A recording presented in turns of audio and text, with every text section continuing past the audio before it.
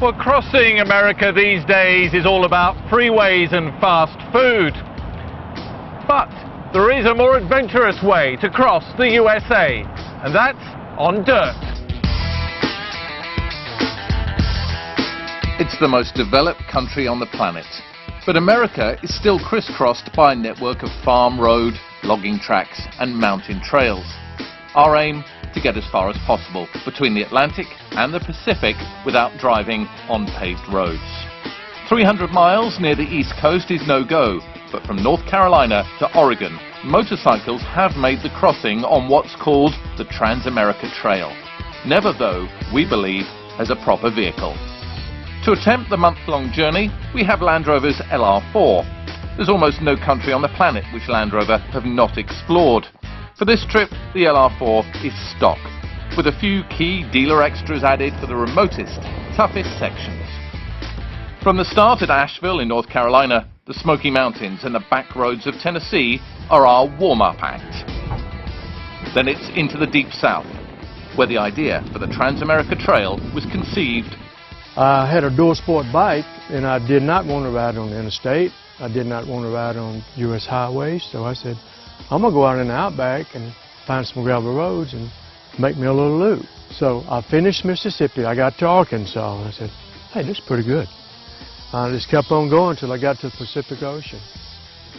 Our pathfinder is veteran adventurer Tom T.C. Collins. From Madagascar to Montana, he's taken Land Rovers places where few other wheeled vehicles can go. His greatest task will be marrying Sam's maps with satellite navigation. This trip is not just about mud and maps. Going off the beaten track is the way to see less discovered parts of America. On our trail is Clarksdale, home of the Mississippi Delta Blues, and home to film star and blues club owner Morgan Freeman. And we would say, I've never been to Mississippi. I said, well, you should come. Blues started out in cotton fields, and people working in those cotton fields, they would sing. We call it field holler. We would see people in Clarksdale, tourists, and the universal question generally was, where can we hear some blues? So that's when we decided to build a blues club. Now, this is the original Delta Blues.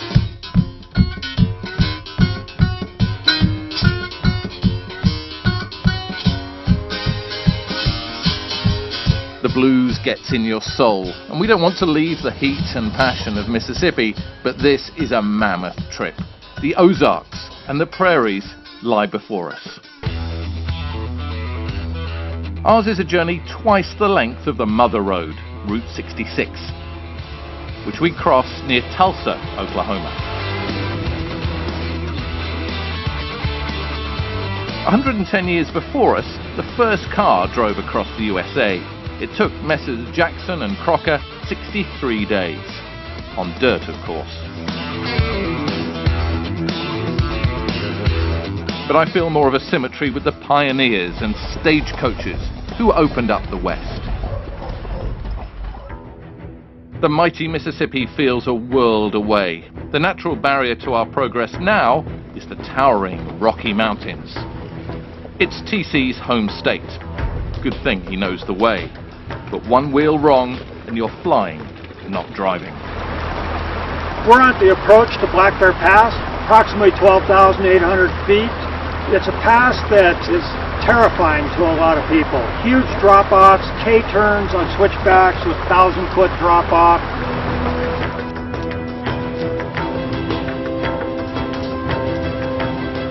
We're out of Colorado and the Rocky Mountains, and now we're into the high desert of Utah. It's hotter, it's dustier, but it's just as dramatic. Crawling pace, we tackle Black Dragon Canyon. A few hundred feet away is I-70. In the same time it takes us to go 20 miles, we could reach Seattle, 800 miles away on the interstate. The desert is a place few animals and even fewer humans can endure. Outside Moab, we meet a man who has tunneled underground to survive the heat. This is the cave, living in the rock, about 68 to 72 year-round. Doesn't matter what's going on outside. Plus, the other thing is there is no maintenance on this house and the roof don't leak.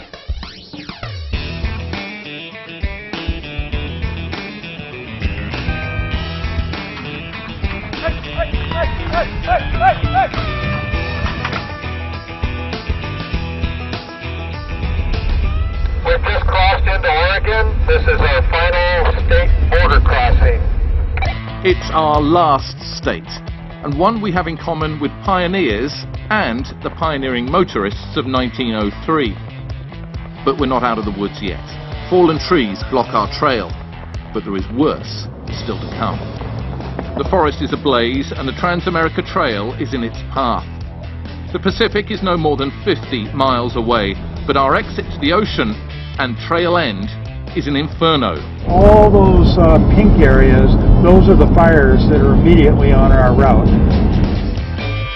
It adds a day of extra driving and dozens of miles of double backing to cover off the trail foot by foot, before breaking out onto the prehistoric beach near Port Orford in Oregon. We can go no further. Ahead is the Pacific Ocean.